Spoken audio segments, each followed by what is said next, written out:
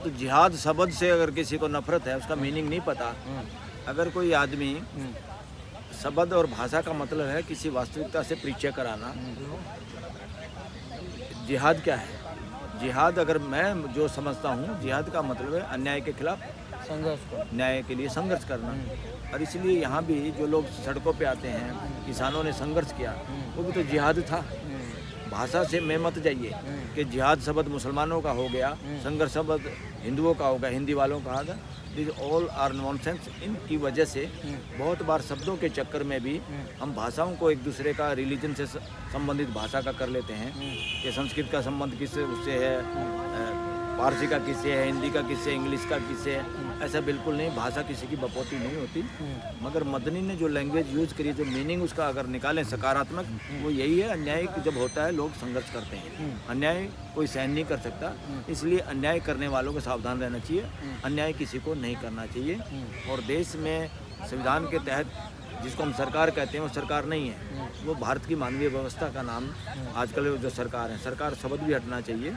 ये मानवीय व्यवस्था है और इसमें सबके मान सम्मान से, सबके सहयोग से हमने आज वो सब काम करने हैं कि आज वाले लोग भी सुरक्षित और अच्छे से जी पाएँ हारमोनी के साथ, और अब हमारे देश की अगली नई पीढ़ी भी सुरक्षित रहे और भाईचारा आज से भी ज़्यादा बेहतर हो। इसका मतलब है सरकार। लेकिन वो तो ये भी कह रहे हैं कि सुप्रीम कोर्ट जो है दबाव में काम कर रहा है सर, निर्णय जो मुसलमानों के खिलाफ आ रहा है। इसमें तो काफ़ी हद तक मैं सहमत हूँ, क्योंकि मैंने जमानत के जो मामले देखे, हम वकील अगर कॉन्स्टिट्यूशन के हिसाब से देखें, मेरे लिए नाम से कोई हिंदू मुसलमान सिख ईसाई का कोई भेद नहीं है। हम संविधान के तहत सबको इंडियन सिटीजन के रूप में देखते हैं और इंडियन सिटीजन का देश है ये।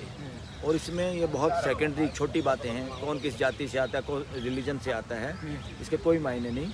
मगर लोगों का right to life, right to liberty का जो अधिकार है, वो अधिकार का हनन होता है अगर लोग 5-5 साल तक जेल में बिना ट्रायल के रहें और आप ट्रायल भी ना कर पाओ और चार्जशीट सप्लीमेंट्री चार्जशीट या सप्लीमेंट्री चार्जशीट के बहाने से ऐसे लटकम पटकम रहे, तो this is wrong.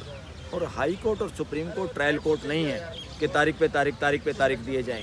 High court और सुप्रीम कोर्ट के जजों का तो विजडम, समझदारी इतनी उत्तम होनी चाहिए कि इमीडिएट वो केस को समझते ही दोनों पक्षों से तुरंत डायरेक्ट क्वेश्चन पूछें, उनका आंसर पाएँ और लोगों को कंडीशन लगा के बेल दें।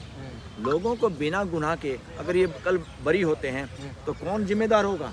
इन युवाओं का जो लोग जेलों में पड़े हैं। और इसमें कोई दो राय नहीं, देश में गरीब तबका और मुसलमान समाज के लोग ज़्यादा जेलों के अंदर हैं। इससे लोगों के मन में एक मैसेज आता है और वो मैसेज कुछ हद तक सही भी है, मैं भी सहमत हूँ कि भाई न्याय नहीं हो रहा लोगों के साथ। न्याय के सामने अगर आप सरकार के पक्ष में अगर कोर्ट जाती हुई दिखाई दे, ठीक नहीं है। इस देश का कोई नागरिक आतंकवादी नहीं है, कोई नागरिक नक्सलवादी नहीं है, कोई आदमी आतंकवादी पाकिस्तानी नहीं है। जिस तरह का किसानों के खिलाफ जब किसानों ने संघर्ष किया, जो चोरी चकारी से बहुमत के चक्कर में एक ड्रामेबाजी के तहत जिसमें साजिश में शामिल थे लोगों के हिसाब से, वकीलों के हिसाब से कि स्पीकर सभापति तक लोग शामिल थे, तो ऐसा ड्रामा हुआ और ड्रामे में ऐसा ड्रामेबाज कानून पास हुआ। तो किसान जब उसके खिलाफ लड़ाई के लिए खड़े हुए, उन्होंने अहिंसक 13 महीने, ये लानत है डेमोक्रेसी पे। और ऐसी डेमोक्रेसी के जिम्मेदार जो लोग हैं, जो लोग सोकाड़ सत्ता में बैठे हैं, उनके ऊपर लानत है पूरे देश को, कि देश के लोगों को 13-14 महीने कोरोना के दौरान भी और 800 लोग मारे गए, वहाँ पर शहीद हुए। और जब जाके प्राइम मिनिस्टर को अकल आई कि हम लोगों को समझाने में विफल रहे, और फिर जाके पहले जिन सरदारों को, जिन सिख किसानों को बदनाम करने के लिए पाकिस्तानी और इस तरह की बातें करते रहे और मुस्लिम किसानों को पाकिस्तानी बताते रहे, यहाँ वालों को देशद्रोही बताते रहे, वो सारा भाईचारा डेवलप हुआ समाज का। और फिर जाके चुपचाप, जैसे हम कई बार चुपचाप जाते हैं ना मंदिर मस्जिद गुरुद्वारा में, उसी तरह प्राइम मिनिस्टर दिखाई दिया कि पार्लियामेंट के पास गुरुद्वारे में जाता हुआ। अरे तुम लोगों के बारे में क्या सोचते हो? हम अपने देश के लोगों के बारे में ये भाषा यूज कैसे कर सकते हैं? तो इसलिए किसी को भी देश के नाम पे, एकता अखंडता के नाम पे जो मूर्ख बनाया जा रहा है या बन रहे हैं लोग, उससे जुडिशरी को भी थोड़ा सा ऊपर उठना चाहिए। देश के सारे सिटीजन, और हमारे देश में तो वो है रिहेबिलिटेशन, सुधारात्मक न्याय है। यहाँ जेलों का नाम भी सुधार गृह है, जहाँ पे अगर किसी ने कोई गलती भी की है, हमने उसको उस गलती से वापस ला के एक पारिवारिक माहौल में उस जिंदगी के साथ, देश के साथ उसको तालमेल बिठाने वाला नागरिक बनाना है। आप मान रहे सर कि जो मुस्लिम कैदी हैं या जो गरीब कैदी हैं उनके साथ नाइंसाफी होता है? यस, मैं 100% मानता हूँ, मेरे जैसे बहुत सारे वकील मानते हैं नाइंसाफी होती है, उनको रिप्रेजेंट नहीं कर पाते और वकील भी उनकी बात पूरी नहीं रख पाते, क्योंकि वो ऐसे लोग पैसे खर्च नहीं कर पाते, तो इसीलिए उस तरह के वकील उनको अवेलेबल नहीं होते जो उनके केसों की अच्छी तरह पैरवी कर पाएँ। हालांकि मैं यहाँ नहीं कह रहा कि वकील वो नहीं है, सब वकील वो हैं, सक्षम है, मगर जिन वकीलों की एक्सपर्टीज है, तो दिन रात उस तरह का काम करते हैं, उसको अच्छी तरह हैंडल करते हैं, वो लोग अवेलेबल नहीं होते। और हमारे यहाँ लीगल एड है, सबको फ्री में लीगल सुविधा मुहैया कराई जाती है। तो लीगल एड में भी बहुत बार देखा जाता है कि उस तरह की पैरवी करने वाले साथी वकीलों की कमी रहती है, जिसकी वजह से गरीब लोग और मुसलमान लोग भी जेलों में पड़े। विवाद इसको लेकर भी आरएसएस भाजपा कर रही है सर कि वो कह रहे हैं कि मुर्दा कौमें नहीं बोलती है, जिंदा कौमें सर खड़ी रहती है, लड़ती है। ये किसने कहा? मदनी साहब ने कहा। जिंदा कौमें लड़ती हैं, जिंदा कौमें का मतलब जागरूक लोग। हाँ। यस, जागरूक तो हर नागरिक को होना चाहिए, और हर एक नागरिक की ड्यूटी बनती है कि अगर उनको अपने फंडामेंटल राइट प्यारे हैं तो उनको लगातार जागरूक होना चाहिए, क्योंकि अल्टीमेटली देश के मालिक, देश के सुपर प्राइम मिनिस्टर, सुपर राष्ट्रपति, सुपर जुडिशरी कोई है तो देश के नागरिक हैं, देश के लोग हैं। 145 करोड़ लोग हैं, और 145 करोड़ लोगों का भाईचारा, बंधुत्व कितना बड़ा है, इसका हिसाब किताब सरकार को देना चाहिए, देना पड़ेगा।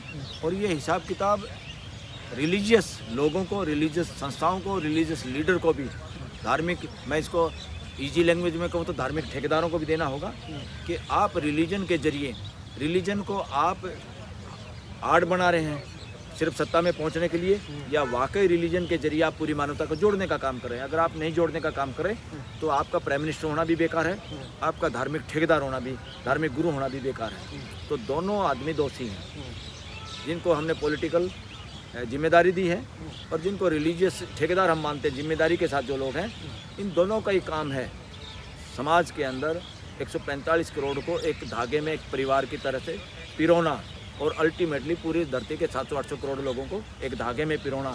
रिलीजन का काम रिलीजन के आधार पर दीवारें खड़े करना नहीं है, और पॉलिटिक्स का भी काम ये नहीं है कि वोट के चक्कर में लोग तुम जाति और रिलीजन की दीवारें खड़ी करो। दोनों लोग अपराधी हैं देश के, इन दोनों को ऑडिट कराने की जरूरत है अपना। मीडिया तो ये चिल्ला के कह रही है कि महमूद मदनी जो है मारने काटने की बात कर रहे हैं, इससे जो है नहीं, जिहाद मारने काटने की बात क्या है? जिहाद का असली मीनिंग अगर जाया जाए तो ये है कि अन्याय के खिलाफ लड़ाई। अन्याय के खिलाफ लड़ाई का मतलब ये नहीं मारना काटना, अन्याय के खिलाफ बोलना, अन्याय के खिलाफ संघर्ष करना, और जितना अन्याय के खिलाफ आप अहिंसात्मक, बिना हिंसा के जागरूकता पैदा कर सकते हो, उससे कोई बड़ा काम नहीं। लेकिन सर जगह जगह पर देखा गया है सर कि वंदे मातरम बोलने के लिए, मैं एक और कहूँगा, जो खूनी संघर्ष की बात करते हैं, चाहे वो हिंदी वाले हों, संस्कृत वाले हों, कोई इंग्लिश वाले हों, या कोई उर्दू में कोई जिहाद की बात करते हो, जहाँ भी अगर इसमें एक खून का कतरा बहने की बात है, वो सारी की सारी ताकतें षड्यंत्रकारी हैं, वो मानवता विरोधी हैं।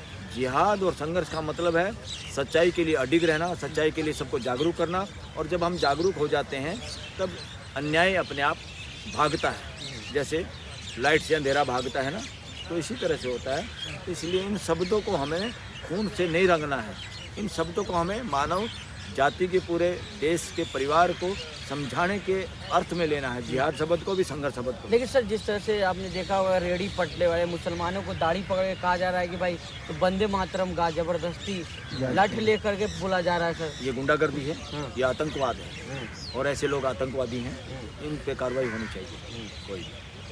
लेकिन सर क्या लग रहा है कि वंदे मातरम गाना इतना जरूरी है? नहीं, कोई जरूरी नहीं। क्या जरूरी है? राष्ट्रगान गाना जरूरी है, क्योंकि वो हमने कानून बनाया हुआ है। वंदे मातरम का कोई कानून नहीं है कि गाना जरूरी है। और इसमें वंदे मातरम का जहाँ तक मुझे पता है, इस पे काफ़ी डिबेट भी हुई थी। ये पूरा अगर जो गाना लिखा जाए, इसमें देवी देवताओं का कुछ ऐसा वो है कि पूजा की बात होती है। अगर एक रिलीजन पूजा और मूर्ति पूजा के खिलाफ है तो उसको आप कैसे वो कर सकते हैं। उसका जीने का स्टाइल है, उसकी समझ है कि मूर्तियों में कुछ नहीं रखा, ये डकोसड़ा है। जो समाज ऐसा चाहता है, मुस्लिम समाज अगर ऐसा चाहता है तो आप वंदे मातरम के ऐसे स्टेंजा अगर उनको लगता है इसमें ये फीलिंग आती है, अगर कहीं इस तरह की आती है तो हर एक आदमी क्वेश्चन रेज कर सकता है, उस पर दबाव नहीं डाला जा सकता। जैसे जनगणमन पे भी सुप्रीम कोर्ट में पटिशन हमारे साथी एडवोकेट्स ने डाली थी कि भाई ये अंग्रेज जो आया था, राजा रानी जो भी आए थे 1911-12 के आसपास, जब दिल्ली राजधानी शिफ्ट की गई थी, उसकी प्रशंसा में गाया था, बनाया था। इसको अगर पूरा डिटेल में देखा जाए, जनगणमन का पूरा जो इनको छोड़ के नहीं कंप्लीट, ये लंबा है, ये राष्ट्रगान के रूप में तो छोटा है, फिर पूरा जो है तो ये भी चमचागिरी थी। ये चमचागिरी का ढोंग पसंद है। चमचागिरी चाहे आदमियों की हो, चमचागिरी कई सो कॉल्ड देवी देवताओं की हो, उससे मानव जाति का भला होने वाला है।